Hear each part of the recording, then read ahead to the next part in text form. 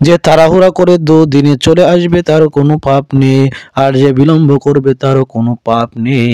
আসসালামু আলাইকুম ওয়া রাহমাতুল্লাহি ওয়া বারাকাতুহু।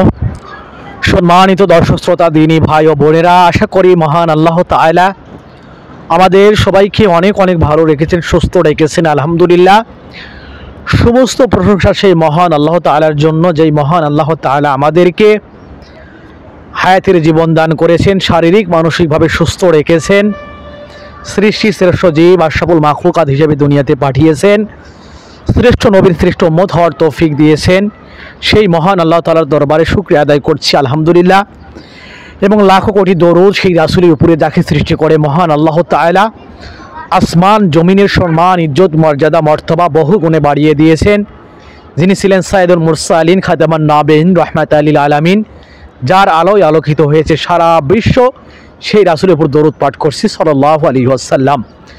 সম্মানিত দর্শক শ্রোতা, দিনী ভাই ও বোনেরা, এই মুহূর্তে আপনারা যে যেখান থেকে এই ভিডিওটা দেখছেন, গ্রামে বা শহরে, দেশে বা প্রবাসে, পথে বা প্রান্তরে, সবাইকে জানাই আন্তরিক ধন্যবাদ এবং মোবারকবাদ।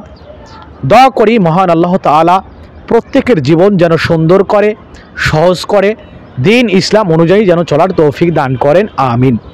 সম্মানিত দিনী ভাই ও বোনেরা, মহান আল্লাহ তাআলা মানব জাতির হেদায়েতের জন্য আমাদেরকে আল্লাহর রাসূলের মাধ্যমে, আমাদের কলিজার টুকরা রাসূলের মাধ্যমে আল্লাহ তাআলা আমাদেরকে কোরআন দান করেছেন। আল্লাহ রাসূল যখন দুনিয়া থেকে চলে যাবেন, এমত অবস্থায় আল্লাহ রাসূল বলে গেছেন যে আমি তোমাদের মধ্যে দুইটা জিনিস রেখে গেলাম, যদি কোনো ব্যক্তি এটাকে ধারণ করে, বাস্তব জীবনে প্রয়োগ ঘটায়, অর্থাৎ এই দুইটা জিনিস অনুযায়ী জীবন জিন্দেগি পরিচালনা করে, তো সে দুনিয়াতে হেদায়েত প্রাপ্ত হবে, দুনিয়াতে সুখ শান্তি সফলতা এবং কামিয়াবি অর্জন করবে, এবং আখিরাতে সুখ শান্তি সফলতা এবং কামিয়াবি অর্জন করতে সক্ষম হবেন। আর সেই দুইটা জিনিস হলো একটা মহাগ্রন্থ পবিত্র আল কোরআন এবং আল্লাহ রাসূলের সুন্নাত অর্থাৎ হাদিস।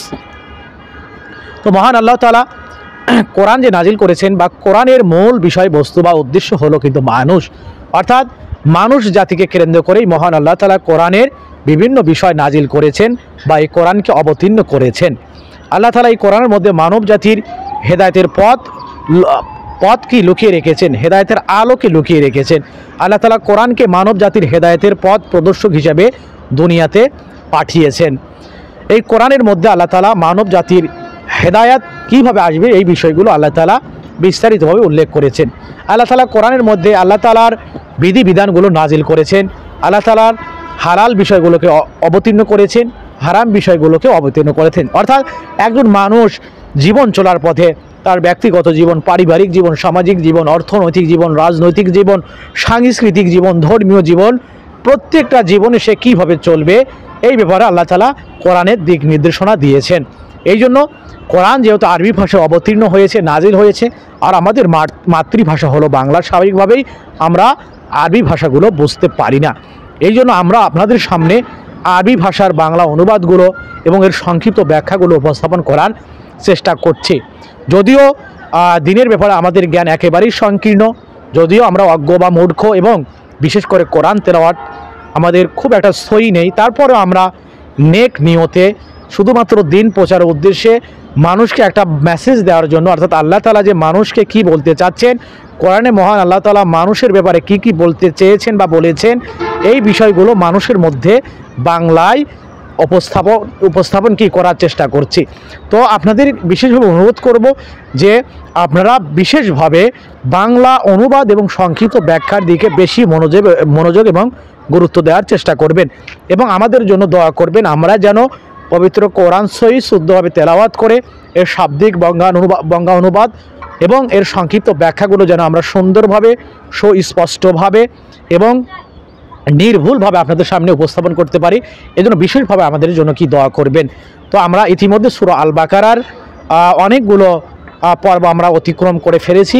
যদি আপনারা কেউ সেই পর্বগুলো না দেখে থাকেন, দিন শিক্ষার উদ্দেশ্যে, দিন শিক্ষা গ্রহণ করার উদ্দেশ্যে এবং দিন প্রচারের উদ্দেশ্যে, নিজের ঈমান আমল কীভাবে মজবুত হয়, খাঁটি হয়, এই উদ্দেশ্যে, বলে আখিরাত কীভাবে সুন্দর হয়, এই উদ্দেশ্যে আপনারা চাইলে পূর্বের ভিডিওগুলো কি দেখতে পারেন।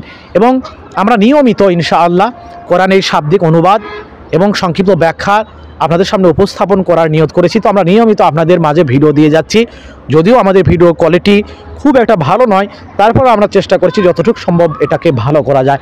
তো ইনশাল্লাহ আপনাদেরকে অনুরোধ করব শেষ পর্যন্ত ভিডিওগুলো দেখবেন, দিন পৌঁছার উদ্দেশ্যে ভিডিওগুলো শেয়ার করবেন, এবং যদি ভিডিওর মধ্যে কোনো ভুল ত্রুটি থেকে থাকে তো অবশ্যই আমাদেরকে ধরিয়ে দিবেন, এবং কি কমেন্ট বক্সে আপনার মূল্যবান মতামত জানাতে ভুলবেন না।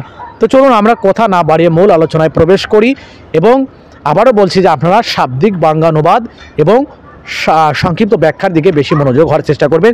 তো মহান আল্লাহ তাআলা আমাদের সবাইকে সঠিক বুঝদান করুক, আমরা যেন দিন শিখতে পারি, আমরা যেন আল্লাহ রসুলের বিধিবিধানকে পরিপূর্ণভাবে আঁকড়ে ধরতে পারি। আল্লাহ তাআলা সেই তৌফিক দান করুক, আমিন। আলহামদুলিল্লাহ সুম্মা আলহামদুলিল্লাহ। ইনশাআল্লাহ আজকে আমাদের আলোচনা সূরা আল বাকারার 199 নম্বর আয়াত থেকে শুরু হবে। তো সবাইকে অনুরোধ করব বাংলা অনুবাদ এবং সংক্ষিপ্ত ব্যাখ্যার দিকে বেশি মনোযোগী হওয়ার চেষ্টা করবেন ইনশাআল্লাহ। আউযু বিল্লাহি মিনাশ শাইতানির রাজীম। বিসমিল্লাহির রহমানির রহিম। ثم أفيضوا من حيث أفاض الناس واستغفروا الله إن الله غفور رحيم। আর আল্লাহ তাআলা ইরশাদ করেন, অতঃপর তোমরা প্রত্যাবর্তন করো যেখান থেকে মানুষেরা প্রত্যাবর্তন করে এবং আল্লাহর কাছে ক্ষমা চাও, নিশ্চয় আল্লাহ ক্ষমাশীল এবং পরম দয়ালু।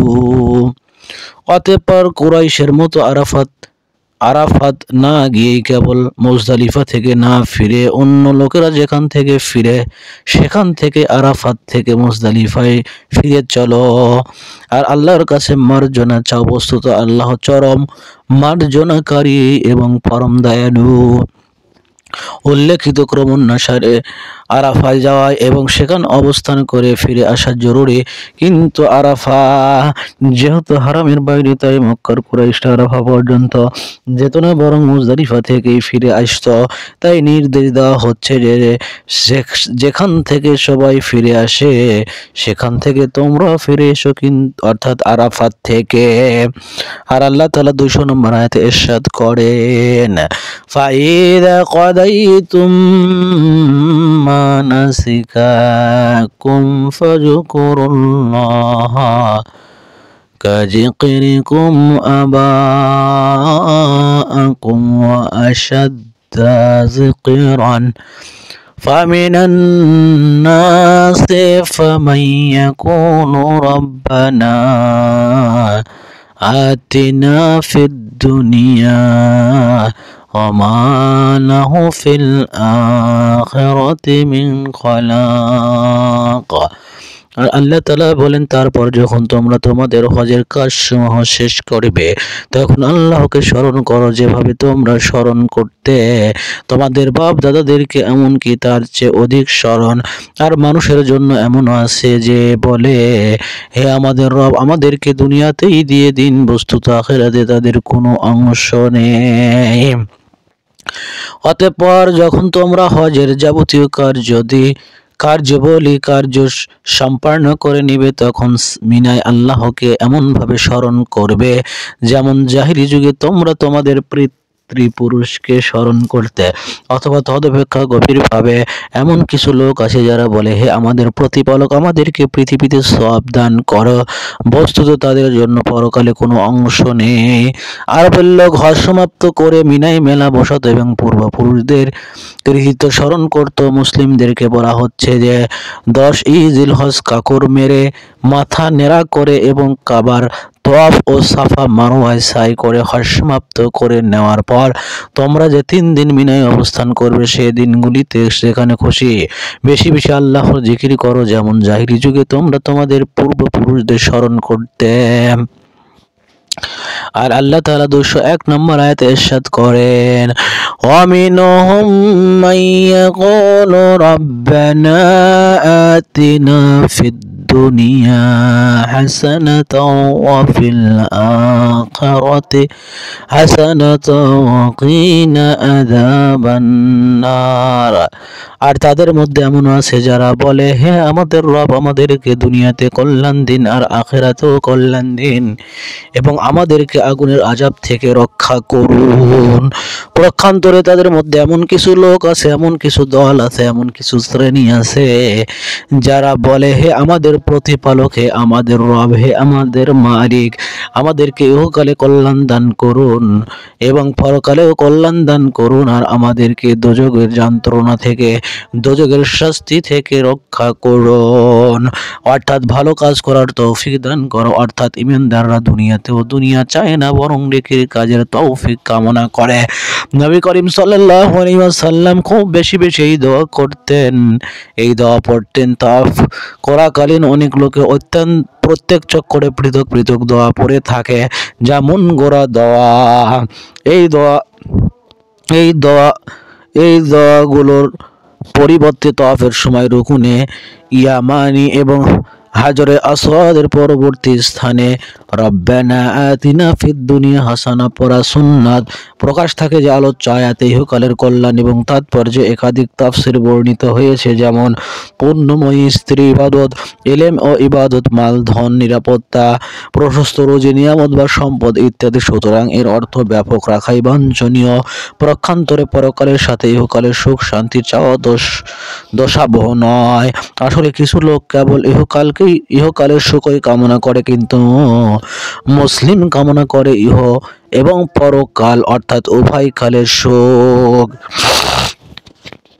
আর আল্লাহ তাআলা 102 নম্বর আয়াতে ইরশাদ করেন, উলাইকা লাহুম নাসিবুম মিম্মা কাসাবু আল্লাহু